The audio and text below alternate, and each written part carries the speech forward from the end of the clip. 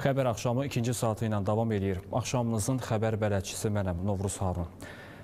Bəli, bugün İran 4 pilotsuz uçuş aparatı ilə Naxçıvana xain bir hücum elədi və bütün əsas gündəmin mövzusu da budur. Birinci saatda da olduğu kimi bu mövzu ətrafında müzakirələrimizi aparacağıq. Bir daha xatırlatmaq istəyirəm ki, və bu hadisədən dərhal sonra Prezident İlham Əliyevin sədri ilə təhlükəsizlik deməli Şurasının iclası keçirildi və dövlət başçısı bu məsələyə öz sərt reaksiyasını bildirdi və prezident İrana ciddi şəkildə xəbərdarlıq elədi və bizə qarşı bu terror aktını törədənlər peşman olacaqlar deyə bir açıqlama da verdi. Bütün bu mövzuları nə baş verir? İranın bu hərəkətini necə adlandırmaq lazımdır? Bunun arxasında nə dayanır? Bunları dəyərləndirəcəyik. Əlbəttə ki, mütəxəssislərlə studiyada qonaqlarım var. Qonaqlarım millət vəkili Azay Quliyev və millət vəkili İzban Nəviyev. Xoş gəlmişsiniz studiyamıza. Təşəkkür edirəm. Xoş gördük. Azay müəllim, Rizvan müəllim, dünən biz xəbər verdik. Prezident İlham Əliyev İranın Azərbaycandakı səfirliyində oldu. Baş verən hadisə ilə əlaqədar başsağlığı mesajını verdi və bugün biz günorta saatlarında belə bir hadisəni xəbəri verdik. Tamamilə 180 dərəcə fərqli bir situasiya və İran növbəti dəfə yenə Azərbaycana qarşı, qonşusuna qarşı belə bir riyakar addım atdı. Çox təəssüflər olsun həqiqətən. Və xüsusilə qeyd etmək lazımdır ki, burada hər hansı bir hərbi obyekt də yox idi. Naxçıvan hava limanı, orta məktəb, mülki infrastruktur və 4 yaralımız var, təəssüflər olsun. Dünən də qardaş Türkiyəyə qarşı belə bir cəhd var idi və o vaxtında havada zərərsizləşdirildi. Azay müəllim, öncə sizdən başlayaq. Nə baş verir? Bilirsiniz, Novruz müəllim, ümumiyyətlə İranın Azərbaycana qarşı münasibəti və qeyri-dost münasibəti, düşmən münasibəti yeni deyil. Hələ mən çox əvvəlki tarixə getmək istəmirəm. Xatırlayırsınızsa, 2-ci Qarabağ Savaşında Azərbaycan ordusunun azadlıq savaşının qarşısını almaq üçün Cəbrayıl istiqamətindən bilirsiniz ki, Azərbaycana qarşı təxribat törətdilər, müəyyən mənada bizim qarşımıza almağa çalışdılar. Təbii ki, buna müvəffəq olmadılar. Ondan sonraki dövrdə bilirsiniz ki, Zəngəzur dəhlisindən bağlı daimi Azərbaycanı təhdid etməyə çalışırdı və Araz boyunca o belə də hərbi təlimləri keçirməsi, Azərbaycanın güc nümayişi və nəhayət Cənab Prezidentin dediyi kimi 2023-cü ildə Azərbaycanın İrandakı səfirliyinə edilən terror hücumu, terror aktı, bir nəfər bizim vətəndaşımızın öldürülməsi, şəhid edilməsi və bütün bunlar hamısı əlbəttə bizim İranla olan münasibətlərimizdə İranın Azərbaycana yönəlik qeyri-dost, mən deyərdim açıq şəkildə düşmən münasibətinin bir kiçik bir hekayəsidir. Ancaq bu son hadisələrdə və açığı deyək ki, biz indi hamımız bu məsələləri yaxından izləyirik. Azərbaycan dövləti o qədər dəqiq, o qədər soyuqqanlı, o qədər İranın maraqlarını hətta qoruyan, müdafiə edən addımlar atırdı ki, mən şəxsən, mən əminəm ki, həmkarımız Rizvan mənim də o fikirdə onlar, gözləmirdi ki, İran bu qədər alçaq bir namərdcəsinə Azərbaycan hücum etsin. Və təsəvvür edin, bütün şərhlərdə, bütün hərəkətdə, məsələn, Cənab Prezident bugün Şuranın icrasında, Təhkəm Şurasının icrasında dedi. Hadisə olan zaman dərhal Xarici İşlər Nazirliyinə tapşırıq verir ki, İranla həmkərindən danış, məsələlərin beynəlxalq hüquq normaları çərçivəsində sülh yolu ilə, danışıqlar yoluna həlli istiqamətində Azərbaycan dəstəyini ifadə edir. Baxın, bütün dünya bu saatı İranı qınayır, terrorçu ölkə olduğunu adlandırır. Bütün bunların müqabilində Azərbaycan İrana belə çətin məqamda dəstək verir. İkinci, siz dediyiniz kimi, İranın dini lideri qətlə yetiriləndən sonra dərhal baş sağlığı verən ilk dövlət başçıları sırasında Azərbaycanın prezidentidir. Və xüsusilə səfirliyə gedən yeganə liderdir. Bəli, gedir səfirliyə, şəxsən özü xatirə kitabını imzalayır və baş sağlığında bir məqam var. Qeyd edir ki, bu İran xalqı üçün böyük itkidir. Bu nə deməkdir? Bunun dolayı yolla ifadəsi buydu ki, İran xalqının bugün üzləşdiyi bu çətinliklə, bu faciə ilə Azərbaycan xalqı həmrəydir. Yəni, bundan artıq belə bir dünya tərəfindən sıxışdırılan, haqlı olaraq dünya tərəfindən hədəfə gətirilən bir ölkəyə qarşı hansı bir ölkə bu qədər isti dosyalara münasibət sərgiləmişdir? Heç bir ölkə və nəhayət. Bugünkü müşavirədən bəlli olur ki, bugün səhər saatlarında İranın Xarici İşlər Naziri müavini Azərbaycan xeyrinə zəng vurur, xahiş edir ki, divandakı səfirliyimizin əməkdaşlarını təxliyə eləmək üçün bizə köməklik elə Və deyib ki, bizi hətta təyyarə pulunu ödəməyə biz hazırıq. Cənab Prezidentin cavabı, xeyr, baxın, dar gündə olan qonşularımıza biz bu gündə əl tutmasaq, nə vaxt əl tutacağıq? Və onda kömək etməsinə razılıq verir. Və arxasınca bir neçə saat keçməmiş, şərəfsizcəsinə, alçaqsızcasına və bütün belə deyək də o edilən jestləri heçə sayaraq Azərbaycana, Naxçıvana hücum edilir. Bilirsiniz, bu artıq İran dövlətinin, bu molla rejiminin simasını göstərir. Bunun içini, bunun necə deyirlər, daxili aləmini göstərir və o həm də onu göstərir ki, nə qədər buna dostcasına sən münasibət göstərsənsə, nə qədər buna əl uzatsansa, bu dövlət, bu rejim, bu təfəkkür, bu zehniyyət yenə də öz düşmənçinə əl çəkməyəcək. Ona görə də bugün mən sizə deyim ki, Cənab Prezidentin keçirdiyi Təhlükəsizlik Şurası və orada verdiyi mesajlar çox-çox dəyərli, çox-çox əhəmiyyətli mesajlardır. Çox qətiyyətli, sərt, bir mənalı olaraq məsələyə münasibət bildirdi. Bizə olan bu hücumu terror hadisəsi, işğalçılıq hadisəsi, təcavüz hadisəsi kimi qiymətləndirdi. Bunu ən böyük alçaqlıq, ən böyük nakişlik kimi qiymətləndirdi və ən vacib isə bildirdi ki, bu terror aktını törədənlər çox ciddi şəkildə cəzalandırılmalıdır. Həmin hücumu edən və buna əmr verən şəxslər müəyyənləşdirməlidir və İran dövləti Azərbaycandan rəsmi şəkildə üzr istəməlidir. Və bütün bunlarla yanaşı həm də o da qeyd olundu ki, təbii ki, Azərbaycan dövlətindən bu cür danışmaq mümkün deyil. Azərbaycan dövlətinə qarşı belə bir təcavüzün edilməsinin mütləq şəkildə bir qarşılığı olacaq, bunun bir bədəli olacaq və buna görə də bilirsiniz ki, bizim demək, silahlı qüvvələrə konkret olaraq tapşırıq verildi ki, bir nömrəli hazırlıq vəziyyətinə gətirilsin və müvafiq cavabların verilməsi ilə bağlı, tədbirləri görülməsindən bağlı artıq planlar hazırlanır. Əlbəttə ki, bugün biz gördük ki, məsələn, burada bunu da qeyd etməliyik ki, dünya dövlətləri tərəfindən, Azərbaycan dost olan, yaxın olan ölkələr tərəfindən də birməna şəkildə dəstək verildi. Bu çox ciddi məsələdir. Azərbaycanla, Azərbaycan dövləti ilə, Azərbaycan ərazi bütövlüyü və suverenliyi ilə həmrəy olduqlarını bildirdilər. Bəli, 20-dən çox dövlət var və açıqlamalar da gəlməkdə də davam eləyir. Bəli, bu dövlətlər arasında xüsusilə mən qeyd etmək istəyirəm ki, bizim üçün dost və qardaş ölkə olan Türkiyənin prezidentinin Cənab Prezidentə zəng etməsi və bu hadisəni qəti şəkildə qınaması və bizim müttəfiqlik münasibətlərinin bir daha xatırladılması ki, Azərbaycanla Türkiyə bu həm də çox ciddi bir mesajdır. Çox ciddi bir mesajdır. Şuşa bəyannaməsi qüvvədədir. Yəni xatırladıldı ki, İran ayağını dəng at və biz nə Azərbaycan Türkiyəni, nə də Türkiyə Azərbaycanı tək qoymayacağıq. Çünki siz də qeyd etdiniz ki, dünən də ballistik raketlə Türkiyə ərazisinə hücum cəhdi olmuşdu və bu hücum deməli havada zərərsizləşdirilmişdi və raket deməli məhv edilmişdi. Yəni bütün bunların hamısı onu göstərir ki, bilirsiniz, bugün biz elə bir təhlükəli bir məqama qədəm qoymuşuq ki, artıq sabah hansı prosesdən gedəcəyini bərbaşdan proqnozlaşmaq çətin deyildi. Amma İran bu addımı atmaqla mən sizə deyim ki, özünü çox böyük bir təhlükəyə saldı. Çox böyük bir səhv etdi. Birinci, nəyə göstərdi? Bir daha göstərdi ki, İran deməli, mülki obyektlərə, mülki əhaliyə hücum etməklə sözün ən mənasında təkcə beynəlxalq aləm üçün deyil, regional ölkələr üçün də əsl təhdid və təhlükə mənbəyidir. Elə oradan davam edəcəm Azay müəllim bir qədər.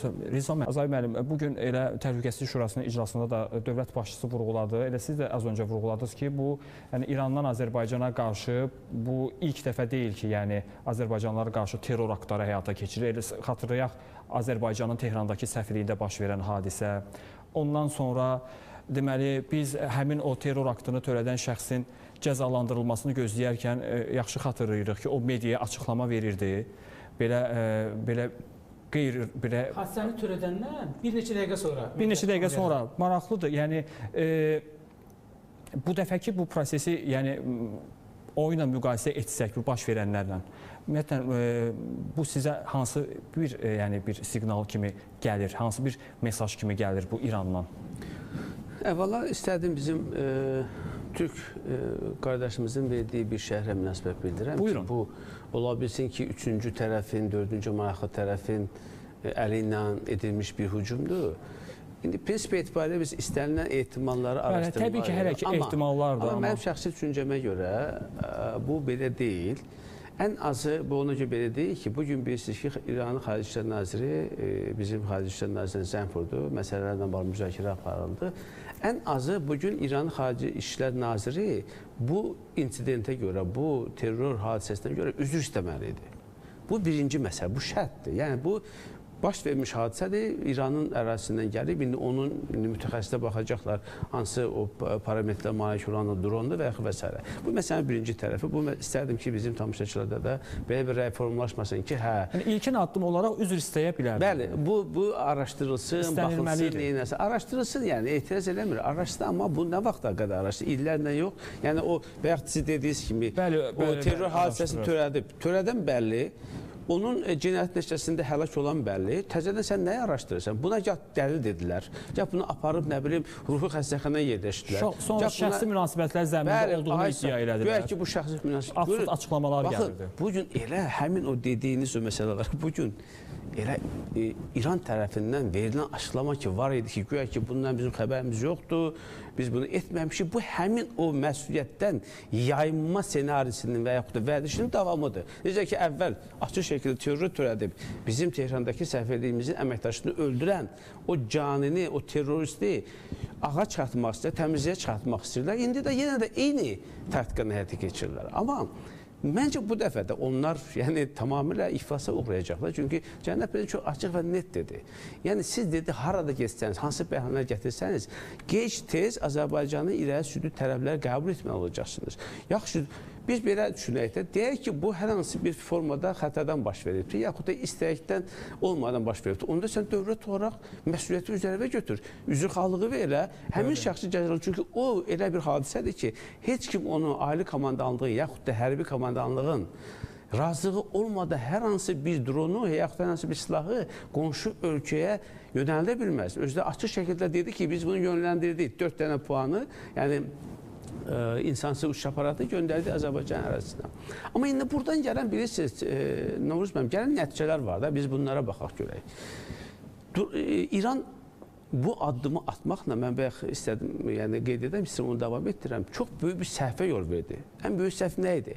Bugün az-çox Türkiyə və Azərbaycan kimi məsələyə daha soyuqqanlı yanaşan, məsələni sülh yolunu həll etməyə çalışır. Baxmayın ki, bugün Azərbaycan da Türkiyənin də biz Amerika Birləşmiş Ştatlarının münasibətləri çox yüksək səviyyədə, hətta biz strateji müttəfiqik. Biz İsraillə də münasibətlərimiz çox yaxşı səviyyədədir. Bütün bunlara rəğmən, baxın, Azərbaycan bir məsuliyyətli oyunçu olaraq, dövlət olaraq bölgədəki olan bu ateşi söndürmək üçün görün hansı missiyanı üstləndi, yəni hansı missiyanı üzərinə götürdü. O missiya oydu ki, məsələ beynəlxalq hüquq normal çərçivəsi həll olunsun, BMT nizamnaməsinə uyğun şəkildə həll olunsun, sülh yolunda həll olunsun. Bu hamısı İranın maraqlarına uyğun olan narrativləridir. Amma bunu bu etmədi. Beləliklə İran sübut etdi ki, məhz doğrudan da bugün bütün ətrafına, bütün ətraf ölkələrə, o cümlədən bayaq dediyim kimi mülki obyektlərə hücum etməklə o beynəlxalq ictimaiyyətin, beynəlxalq aləmin, ayrı-ayrı dünya dövlətlərinin dediyi kimi təhdid və təhlükə mənbəyidir. Və bu ki, İran özünün bu addımı atmaqla legitim hədəfə çevirdi. Baxın, Körfəz ölkələri ilə tamamilə münasibətlər körlənibdir. Türkiyə və Azərbaycanı təhdid etdi, təcavüz etdi. Və artıq sabah Azərbaycanın da, Türkiyənin də, Körfəz ölkələrində tam hüququ var ki, məhz özünün hüquqlarını, özündə olan bu təcavüzün qarşılamaq üçün məhz müvafiq addımını atsın. İkinci, bu addımla İran bir daha sübut etdi ki, ona nə qədər yaxşılıq edirsən et, yenə də o arxadan zərbəni vuracaqdır. Etibar yoxdur ona. Üçüncü, bilirsiniz, ən böyük səhv ondan ibarət idi ki, bugün bilirsiniz, bu İranda baş verən ixşaşlar zamanı, daxili ixşaşlar zamanı, bilirsiniz, Azərbaycanlılar daha soyuqqanlı və təmkinli mövqe nümayiş etdirdilər. Amma bugün baxın, 40 milyona yaxın Azərbaycan türk orada yaşayır. Onların yeganə dövləti olan Azərbaycana qarşı təcavüzün törədilməsi, terror aktının törədilməsi, mən əminəm ki, bizim Azərbaycanlıların böyük əksəriyyətin milli heysiyyətinə toxundu.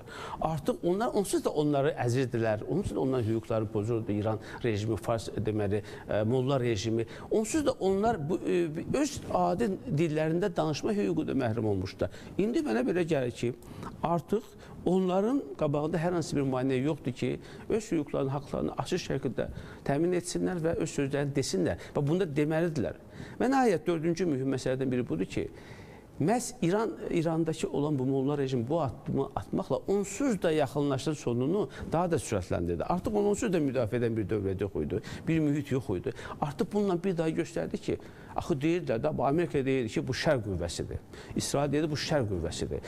Hər yerə saldırır, hər yerə hücum edir. Bütün o proksilərlə, o özünün yaratdığı o necə oyuncaq qüvvələrlə, silahlı qüvvələrlə terror hadisələri törədilər. Bugünkü hadisə bir daha göstərdi ki, doğrudan da bu terrorçu bir təşkilatdır. Və nəhayət, burada çox ciddi bir məqam var, onu da qeyd etmək lazımdır ki, bugün Cənab Prezidentin Təhlükəsizlik Şurasında verdiyi qətiyyətli bəyanatlar, özə baxın, dəqiq qiymət, terror aktıdır, təcavüzdür. Bunun cəzalandırılması tələb olundu, üzrxahlıq tələb olundu və bununla bağlı müvafiq addımların atılmasına bağlı hazırlıq elan edildi.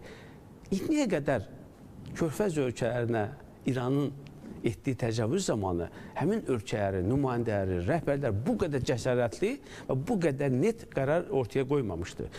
Mən deyim də açıq, bəlkə də qorxurdular, bəlkə ehtiyat edirlər, bəzən belə də yarı yumuşaq, yarı ağır belə də ifadələrdən istifadə edirlər. Amma bugünkü Cənab Prezidenti verdiyi bəyanat, məsələn, bu stereotipi də qırdı və bildirdi ki, hər hansı bir dövlətə qarşı hücum edən zaman, ona qarşı belə təxribat törədən zaman dövlət gərək öz mənliyini də qorumağı bacarsın. Özünün suverenini, özünün müstəqilliyini qorumağı da bacarsın. Mənə belə gəlir ki, bundan sonra artıq digər ölkələr də bu məsələdə mənə hesablanan daha tutarlı, daha cəsarətli addımlar atacaqlar. Və təsadüfi deyil ki, bugün arda-arda həm Birləşmiş Ərəb Əmirliklərindən, həm Səudiyyə Ərəbistanından, həm Qətərdən, həm də digər Körfəz ölkələrindən yanaşı bizə dost və qardaş ölkələrdən, biz Türkiyənin qeyd etdiyi Qazaxıstandan, Özbəkistandan və Avropa İttifaqından, ayrı-ayrı Avropa ölkələrindən, Fransadan, Böyük Britaniyadan, Baltik ölkələrindən çox açıq və net dəstək mesajları gəldi. Bilirsiniz, bir dövlət ki, özünü qorumağı bacarırsa, özünü hörmət etməyi bacarırsa, bu cür o hərbi, belə deyək də, təcavüzdən, bu cür belə hərəkətlərdən qorxmayaraq özünün müdafiə olunma imkanlarını səfərbər edirsə, ona başqa ölkələrdə hörmət edirlər. Yəni, mənim deməm odur ki, bugünkü yaranmış vəziyyət həm də yeni bir situasiya yarattı. İndi bundan sonra hadisələr necə inkişaf edəcək? Təbii ki, mənə belə gəlir ki, artıq məsələlər öz məcrasından çıxmaq üzrədir. Yəni, biz çox düşünürdük ki, istəyirdik ki, məsələ lokallaşsın. Təbii ki, indi İran da bunu öz ağlıyla güya ki, deyək ki, indi böyük Körfəz ölkələrinin neft infrastrukturuna hücum etməklə, Hörmüz deyək ki, boğazını bağlamaqla, yaxud da müəyyən oradakı tankerlər vurmaqla düşünür ki, dünya iqtisadiyyatına daha çox zərbələr endirəcək. Bu ölkələrə, necə deyirlər, zərbə endirməklə onları bu müharibəyə qarşı yönəldə biləcək və beləliklə Amerika və deyək ki, İsrailin manevr imkanları məhdudlaşdıracaq, bu hesablamaları özünü doğrultmalıdır. Əksinə, bu hərəkətlə dediyim kimi, bugün İran özünü legitim hədəfə çevirdi bu ölkələrlə münasibətdə və hesab edirəm ki, bu məsələdə gec-tez İranın və hazırki həyata keçirilən siyasətin süqutuna gətirib çıxaracaq. Və təşəkkür edirəm.